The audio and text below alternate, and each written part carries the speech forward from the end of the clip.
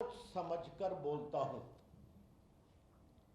तो राहुल गांधी ने 2019 में जो बोला था वो सोच समझकर बोले थे। मैं उन्हीं की बात को कोट कर रहा हूं। और उन्होंने क्या कहा था? ये सारे मोदी चोर क्यों होते हैं? मोदी बिहार, पूर्वी भारत, पश्चिम भारत में पिछड़े और अति पिछड़े समाज से आते हैं, सबसे बड़ी संख्या में। तो श्रीमान राहुल गांधी ने पिछड़े समाज का अपमान किया था पब्लिक मीटिंग में। आलोचना करने का अधिकार है, गाली देने का अधिकार नहीं है। और राहुल गांधी ने गाली दी थी, बेइज्जत किया था, बेबुनियाद बातें की थी।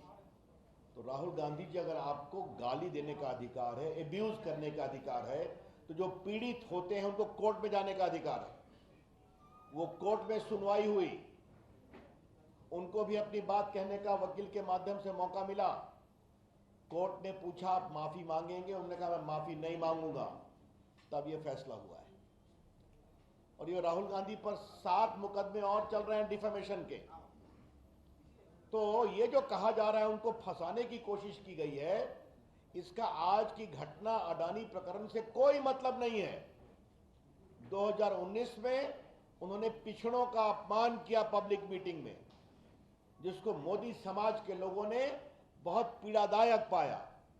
और वहां केस हुआ। पटना में सुशील मोदी ने केस किया हुआ है, वहां भी कार्रवाई चल रही है। तो ये बात मैं पहली बात कहना चाहूंगा। दूसरी बात, और ये बहुत इंपॉर्टेंट है, कि राहुल गांधी जी कुछ अगर सोच समझकर बोलते हैं तो भाजपा ये मानती है उन्होंने जानबूझकर पिछड़ों का अपमान किया है, और भाजपा इसकी पूरी भर्त्सना करती।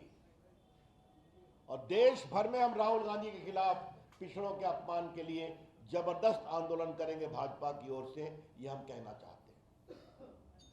अब दूसरी बात और भी गंभीर है। राहुल गांधी को सजा हुई सूरत कोर्ट में, उनके पास बड़े बड़े वकीलों की फौज है। जरा पत्रकार मित्र शांत रहें कृपा करके। बड़े बड़े वकीलों की फौज है। देश के बड़े बड़े वकील राज्यसभा में बैठे हैं कांग्रेस की ओर से। वो लोग सूरत में जाके सेशन कोर्ट में स्टे क्यों नहीं आग्रह किया? वो हाई कोर्ट क्यों नहीं गए? वो सुप्रीम कोर्ट क्यों नहीं गए? यही कांग्रेस के प्रवक्ता पवन खेड़ा का मामला था। दिल्ली हवाई अड्डे पर कुछ हुआ, जहां उन्होंने कहा था मोदी तेरी खबर खुदेगी, और बहुत कुछ कहा था। तो 1 घंटे में सुप्रीम कोर्ट से वो स्टे ले आए। तो कांग्रेस की वो फौज राहुल गांधी पर खामोश क्यों थी? भाजपा ये सवाल उठाना चाहती है। राहुल गांधी अकेले नहीं है, 32 लोगों को डिस्क्वालीफाई किया गया है देश भर में। उसमें 6 भाजपा के लोग भी डिस्क्वालीफाई हुए हैं, सजा हुई, डिस्क्वालीफाई हो गए। उसमें अखिलेश सिंह की पार्टी के हैं, उसमें लेफ्ट के लोग हैं, उसमें कांग्रेस के लोग हैं। बिहार में लालू प्रसाद जी डिस्क्वालीफाई हुए, जयललिता जी डिस्क्वालीफाई हुई। अभी जो मोकामा का बाई इलेक्शन हुआ था, वो तो सजा के बाद ही डिस्क्वालीफाई हुए थे। जब देश का कानून है कि आपको 2 साल की सजा होगी, तो आप तुरंत डिस्क्वालीफाई हो जाएंगे अगर आपके कन्विक्शन को कोर्ट स्टे नहीं करता।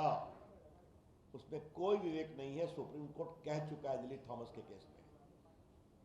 तो राहुल गांधी की पार्टी की तरफ से उनको कोर्ट से स्टे दिलाने की कोशिश क्यों नहीं हुई? भाजपा यह कोशिश करना चाहती है। क्या नाखून कटाकर शहीद होने की कोशिश कर रहे हैं? हमारा स्पष्ट आरोप है जानबूझकर यह नहीं किया गया ताकि कर्नाटक के चुनाव में राहुल गांधी के प्रकरण को भुनाया जाए। और ऐसा संकेत उनकी बहन के साथ साथ बाकी लोगों ने भी कहा है। यह बात हम स्पष्ट कहना चाहते हैं। इसलिए जो पूरा प्रकरण है, आज का प्रेस कॉन्फ्रेंस, ये सब कुछ एक सोची समझी रणनीति है कि राहुल गांधी को एक बलिदानी बताओ और कर्नाटका में इसका लाभ लो।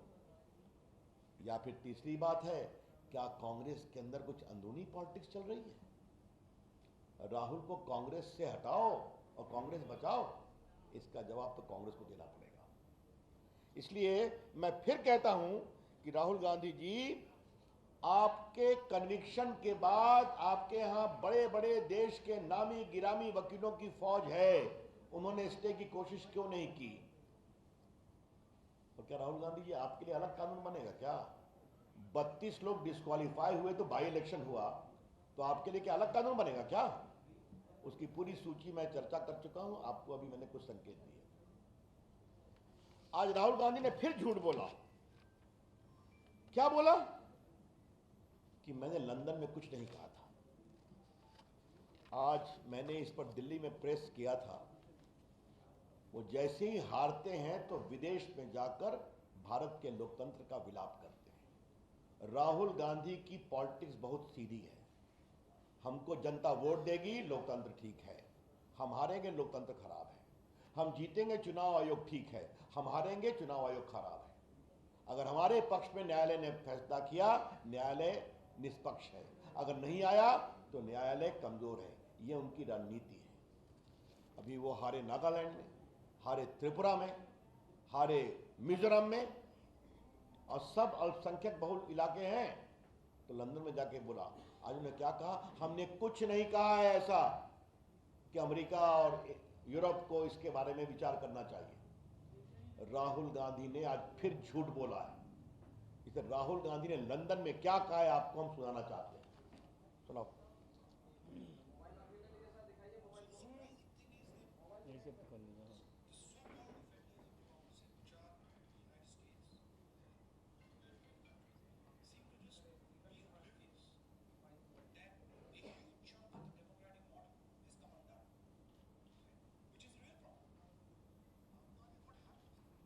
इसके बाद मेरी टिप्पणी है। मतलब क्या कहा? कि भारत में लोकतंत्र कमजोर हो रहा है, इसके लिए अमेरिका और यूरोपियन कंट्री ध्यान नहीं दे रहे हैं। यह समस्या है। ध्यान देने का मतलब क्या है? यहां हस्तक्षेप करें, यही तो हम कह रहे हैं। आज राहुल गांधी की टिप्पणी दिखा दिया। राहुल गांधी ने फिर झूठ बोला कि हमने ऐसा कुछ नहीं कहा था।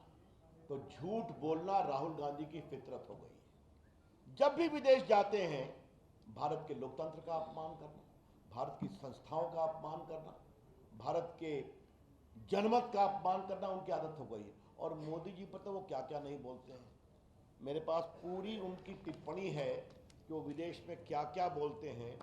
भारत राष्ट्र नहीं है, राज्यों का संघ है। और क्या, हमारे लोकतंत्र पर बर्बर हमले हो रहे हैं। और क्या, पुलवामा हमला कार धमाका था, आतंकवादी धमाका नहीं था। और क्या, चीन की तारीफ की कि चीन ने प्रकृति के साथ विकास किया है, सद्भावना के साथ। ये सारी उनकी टिप्पणी। और क्या कहा? बालाकोट और पुलवामा का सेना सबूत दे कहा था ना। तो सेना की शहादत का सबूत राहुल गांधी मानते हैं। और चीन के अपने ट्रस्ट में पैसे लेते हैं, ये भी आप सभी जानते हैं। दिखा दीजिएगा। ये देखिए, उनकी पूरी टिप्पणी सब कोर्ट पर है, कोई नई बात मैं नहीं कह रहा हूं। और याद करिए, राहुल गांधी ने क्या कहा था? कि हम लोग के फोन में पेगासिस लगाए, कहा था ना।